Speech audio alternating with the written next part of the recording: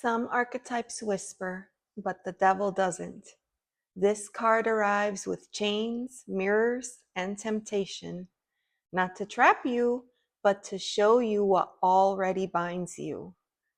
Today, the Fool meets the devil, the archetype of shadow, desire, and distorted truth.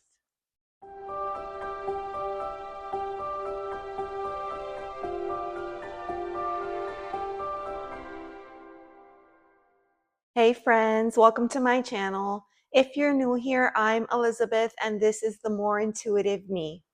I'm a tarot reader and your companion on the path of self-discovery. Welcome back to the Fool's Journey.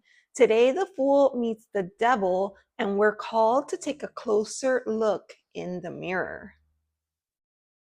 The devil is an earth card. So I'm sharing with you this card here. This is from the Heavenly Bodies Astrology deck. And the keywords for Earth are persistent, patient, and practical. This is the terrain of both survival and structure. It connects deeply to the tangible, physical world, the things that we can see, feel, taste, and touch. This card is inviting us to confront the material reality of our existence. And this includes our desires, our fears, our attachments, anything that is rooted in this 3D plane. It's also connected to Capricorn. And here we have a sign with the keywords ambition, realism, and methodical steps. We can see that with keywords like discipline and control, that Capricorn is a builder. But while Capricorn builds, the devil asks, what are you building on? It challenges us to examine the foundations of our material pursuits and the costs they carry. The Devil card has a connection to Saturn, and this is a planet of boundaries, karma, and time. We can see keywords like feel restricted, experience struggle, and learning hard work and patience. Saturn, in essence, governs consequences, and the devil reveals what happens when we ignore them. In this way, we see the devil as a consequence. It shows us the cost of unconscious choices.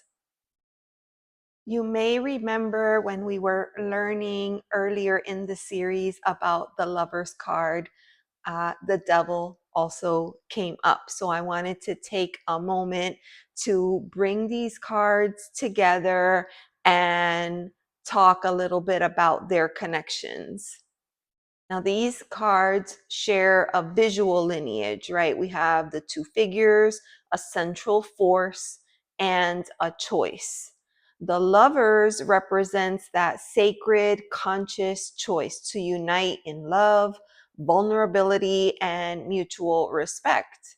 It's about integration and alignment with the soul's longing, where connection is a deliberate, embodied act. But the devil, by contrast, reveals the shadow side of the relationship and the choices. It's more about unconscious entanglement, where desire becomes compulsion and connection is distorted by fear, control, or illusion. The chains are loose, symbolizing that the bondage is self-imposed, often because we're dealing with denial or avoidance. Where the Lovers invites us to choose with awareness and heart, the devil challenges us to recognize where we are choosing from fear, habit, or shadow patterns. It asks us to confront the parts of ourselves that seek to control, manipulate, or even escape through attachment. This dynamic between these two cards invites reflection on the nature of freedom and bondage in our relationships and choices. And together they ask, are you choosing from love or from fear and compulsion? In other words, are you bound or are you free? If I haven't mentioned, we are looking at the universal weight, and this card right here comes from Tarot Disassembled. Let's jump into the symbolism of this card. So we start with the horned figure, right? Baphomet. This represents shadow, instinct, and illusion. Baphomet is a symbolic figure often depicted as this, human goat hybrid, and it embodies this balance of opposites like male and female, light and dark, human and animal. Now you'll notice in the cards that we usually see this hand gesture here. Maybe we can see it a little bit more clearly on this card. We usually see the devil holding up the right hand in a gesture that symbolizes that ability to subdue or control the spirit force, indicating that the devil is part of the creator's plan and holds sacred teachings. On his palm, we usually see the glyph of Saturn, and that represents deep change and karmic lessons. Now, right over here, we can see the inverted pentagram. That is representing harmony and unification of the five elements, but it's inverted. So there's disharmony or misalignment. Now, normally we're going to see the chains couple, right? Here we just have the image of the chain. This is speaking to the idea of being bound by choice, not by force, right? The chains are usually loose but unlifted. There's this feeling of bondage or of limitation with this card. Now, in the other hand, the devil holds this torch, right? We can see it right over here. The torch usually is all about enlightenment, hope, maybe even a guiding light. A lot of times in these movies where you see the figures kind of going through caves, they're carrying that torch. The torch is meant to light the way, but in this card, the torch is pointing downward. And we can see that that flame kind of hits this flame down here on the male figure. On the female figure, we have the grapes. We can see the grapes right over here as well. I've read a lot about the grapes, and there are so many different interpretations for them. But one of the things that I found is that the grapes could represent overindulgence, similar to the guy that is just kind of laying on the hammock or some kind of chaise lounge, and he's got somebody fanning him and somebody else feeding him grapes, right? So overindulgence or redemption, if we take control of our negative behaviors and kind of steer them back towards balance.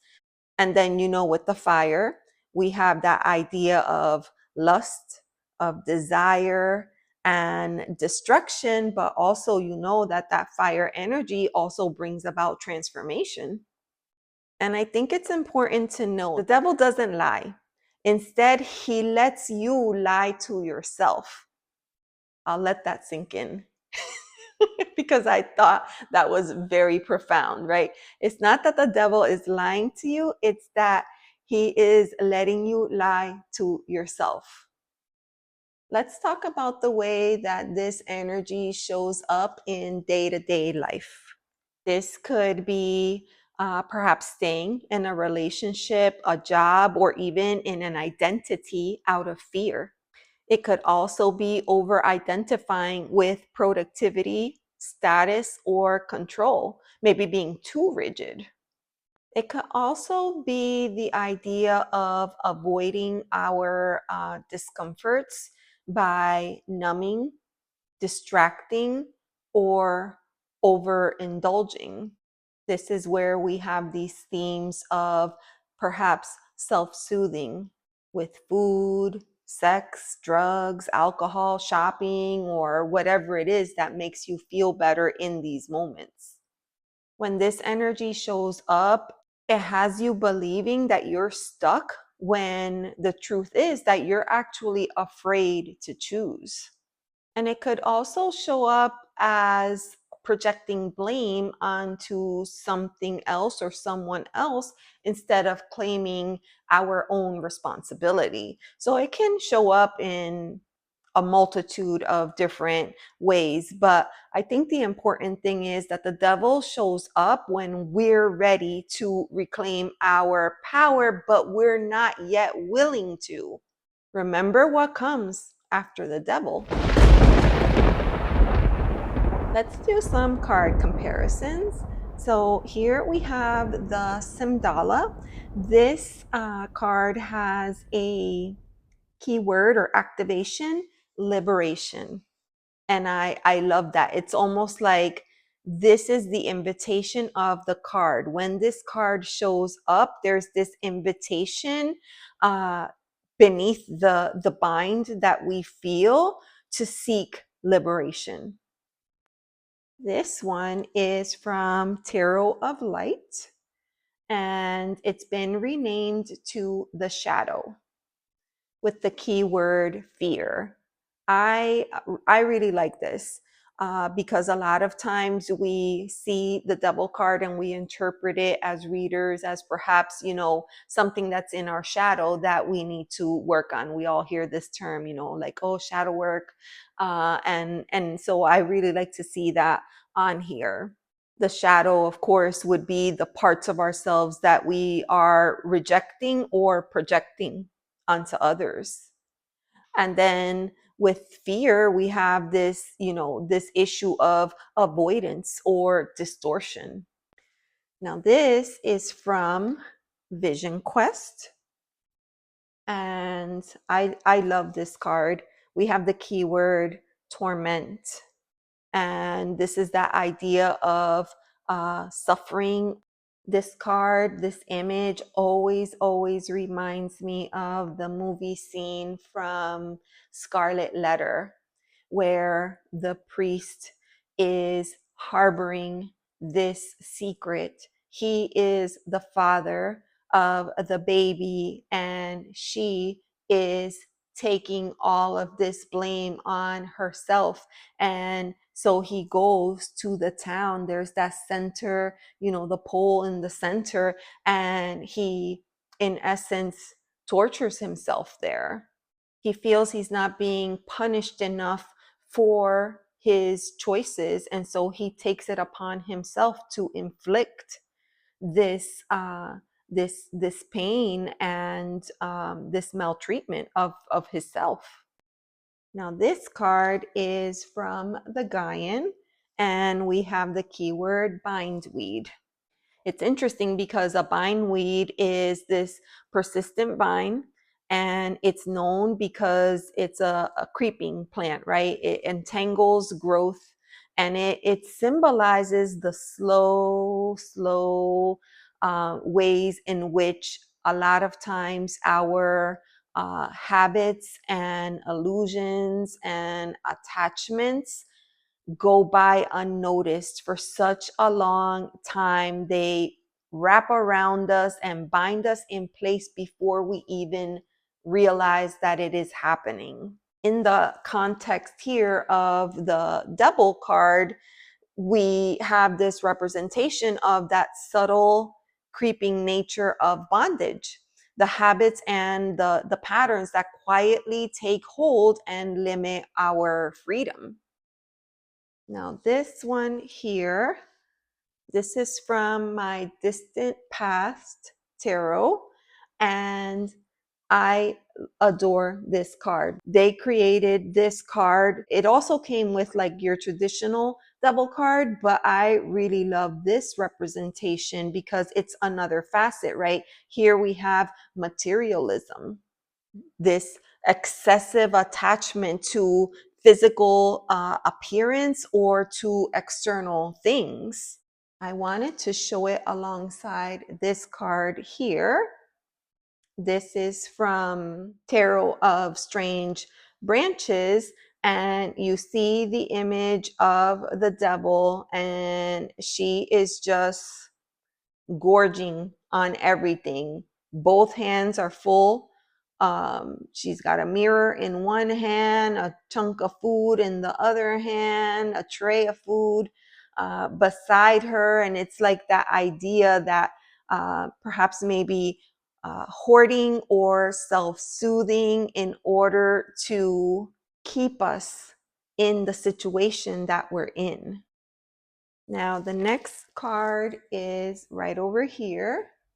This is from my Tarot of Enchanted, Enchanted Forest. It's also been renamed the Liar. And we talked about this earlier. So here I'm going to ask you, is he the liar, or is he letting you lie to yourself? Kind of creating the illusion and saying just the right thing to propel what you're already sensing or feeling inside of you. It gives you that sense of temptation. Now, this one here, this is from my Akamara. We have bondage. So here we see like the actual bondage of a human being used as a servant against their will. And I think that this card speaks to that feeling of being completely powerless in a situation. And while we're here, I'll show you the card from the Mermaid Tarot because it kind of has that same idea. Here we see this mer figure, right? And they've been caught. They've been caught in a trap. And you can see not only are they caught in the trap, but there's all these treasures. It's almost like whoever did this was seeking treasure. They were seeking loot, booty, right? They were wanting to score big. And so they're not only looking for lost treasure, but in this case, they're likely thinking, oh, how much money can we make when we produce this creature? This card is from my Sufi Tarot. And here we have the keyword nafs. And it's a very interesting card because you can see this really bright, beautiful, decorative window. Sky is blue. It's a focal point. And yet it's clouded by all of this smoke. And you can see all of these chains and this shadow figure. The word nafs is the idea of the ego's lower self, and it's driven by desire and attachment. Now I'll show you one other card here that is also like quite dark, dark in imagery, right? And this is from the Shimmering Veil. And you can see it's almost like it's out of proportion, which is probably how we witness or experience this sensation, right? We have this figure here. When I look at the images on these cards, I feel like I'm reading energy. And so we can kind of get the idea that there's like these four fingers right over here. And then you have the two beings. They're bound by the neck with a red thread. And it's that reminder that sometimes this energy makes you feel small, makes you feel like you're in this situation, there's no way out. And in essence, you've lost all your hope. You can see that both of these figures seem to be looking down. Another dark card, we have the Sasarai Beetle. And maybe it's that idea of tall, dark, and handsome. Maybe it's those piercing eyes. We can't help but see that most of their face and body are in shadow. There's very little that is well lit enough for us to see the detail. This card here has a similar energy. This is from Tarot of Aphrodite.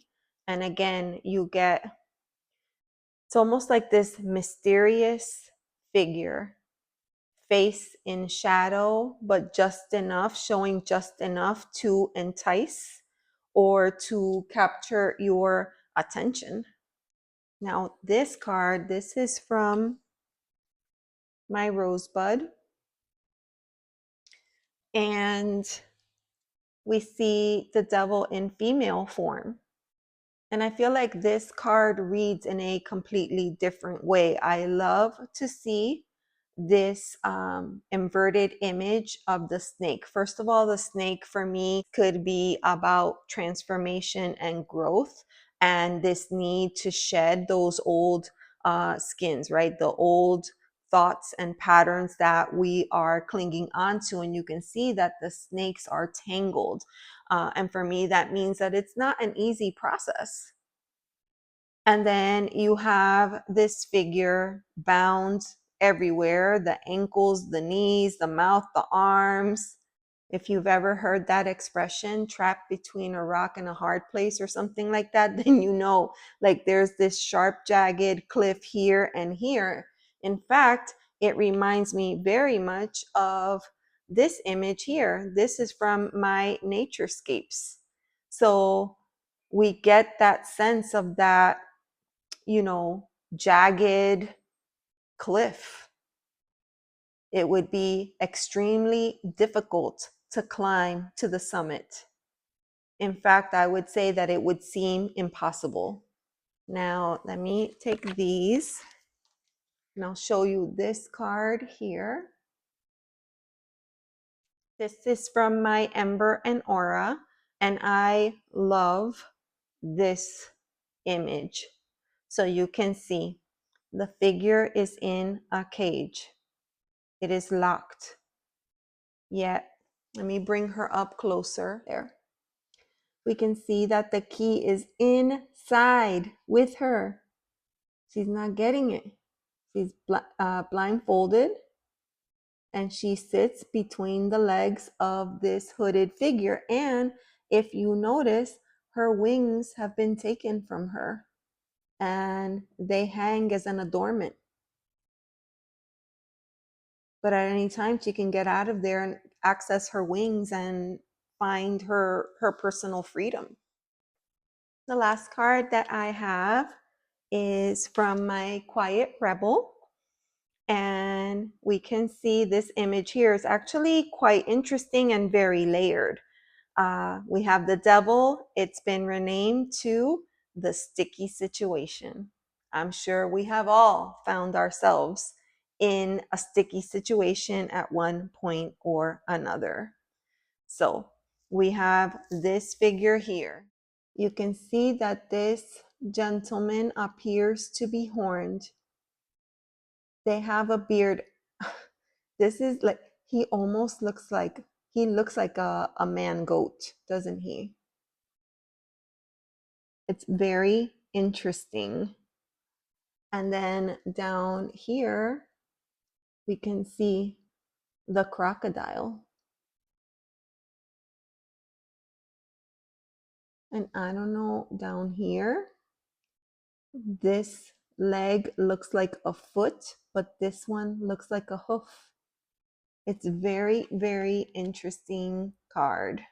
This particular deck came with a fold out, but I decided that I wanted to go ahead and pick up the expanded guidebook, and I'll show you real quick. It's a beautiful book. I picked it up on Amazon, and I'm actually quite happy to have it. And in the book, she talks about the sticky situation being that of entrapments, some being seductive, some self-inflicted. And then it gives you the plot twist, right? The chains, they're usually of your own making. This card doesn't judge, but it does shine a big, awkward light on your shadows. You have more choice than you think. The sticky situation wants you to get real about what's holding you back and why you might be choosing to stay stuck. And something that I really love about the book is that at the end, it gives you a truth bomb. What uncomfortable truth am I avoiding by staying stuck in something that drains me? I think that's a great question. Friends, if you love tarot and this content resonates with you, please make sure to like and subscribe. Tap the bell icon so that you don't miss any upcoming videos. And thank you so much for being here. I thought that we can do a reading on the energy of the devil, and I am going to be using my Cirque du Tarot. Now, I didn't show this card in the deck, or sorry, the card comparisons, but I'll show it here quickly. We can see this like Catwoman type of figure with our couple. They're bound, they have leashes. We can see the cages up above. Very, very interesting card here. And I'm going to leave this card out because we are reading on the energy of the devil. So that will be kind of like, our significator card. So if you haven't seen this deck before, I adore it. This deck turned out to be a little bit of a shadow deck for me. So that was a pleasant surprise. I have been enjoying getting to know it. And I decided to pull it out in the month of November.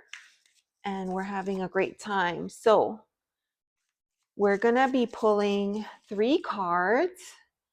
And again, reading on that energy of the devil to kind of see like how is the devil showing up for us in our life right now.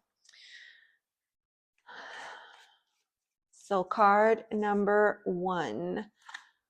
What am I unconsciously bound to? I think that's a great question. Apologies if you hear my kitty cat munching in the background. Ah, nice deep breath.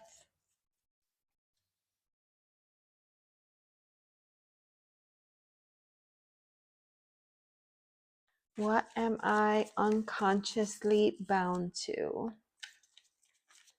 Oh, all right. So the 6 of Cups. Now, card number 2. What fear is distorting our choices? What fear is distorting the choices? Oh, the Chariot. Interesting. Okay, then card number 3. What truth will set me free?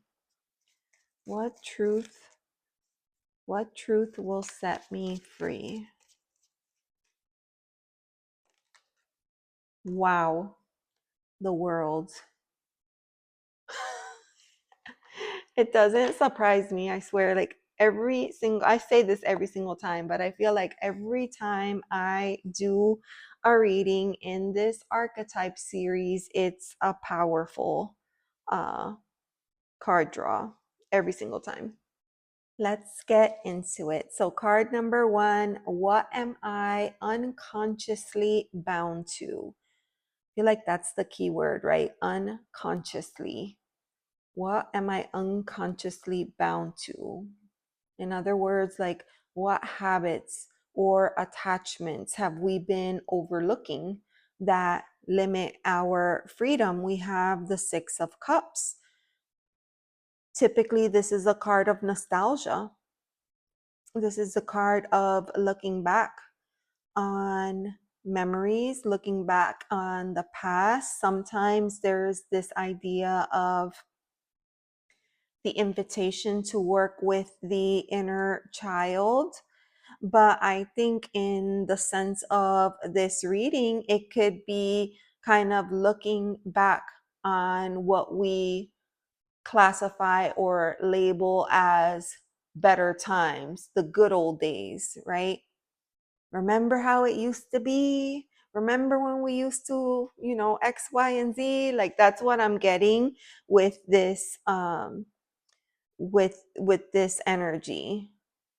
I think a lot of times when we're looking back on the past, we have that natural tendency to compare to what we're doing right now. And for some reason, we seem to apply this filter over those past experiences that make them look so much better, like so much cuter. Like, look at here, like, oh, it just looks so adorable. You have this girl out here in her clamshell boat with her little balloons and the little pup running around. And we've got all these cups and the flowers, and it's just a really inviting card. But like, I think sometimes like some of our memories are perhaps maybe tainted is a strong word, but I would say like we look at the past through those rose colored glasses, and we remember things the way we would like because we're so unhappy with the way that things are right now. And so when we're thinking about what are we unconsciously bound to, maybe we're spending too much time looking back on how it was instead of coming into the present moment and figuring out how to make do with the way things are right now. Then we have card number 2, the Chariot. Interestingly enough, the Chariot being that card of will, that card that says, let's take that next step, let's do the thing. And yet, for some reason, we find ourselves unable to. What fear is distorting my choices? Immediately, I can't help but think the idea that we can't do it, the idea that we're stuck. I mean, that's that double energy right there. I think that we have to admit that fear can be a major influencing factor in our decisions if we don't have any awareness. And so if you allow it, this fear that comes out of this card, these illusions, that can keep you in place for a very long time without being able to move forward, when in reality, the moment that you decide enough, I'm breaking the strongholds, I'm releasing these chains, I'm leaving the past behind me, that's when you can finally get your chariot moving. And then we have card number 3, what truth will set me free? Such a beautiful question. What truth are we ready to face that could release me from bondage? And it sounds really, really beautiful, but it's not that easy to do. But again, when we're doing this type of work, right, shadow work, or looking at the shadows in our hearts, or looking at the things that are holding us back, stopping us from moving forward, sometimes these are things that are very difficult to admit out loud. The truth that is going to set us free is the promise that there's something so much greater waiting for us if we let go of that fear.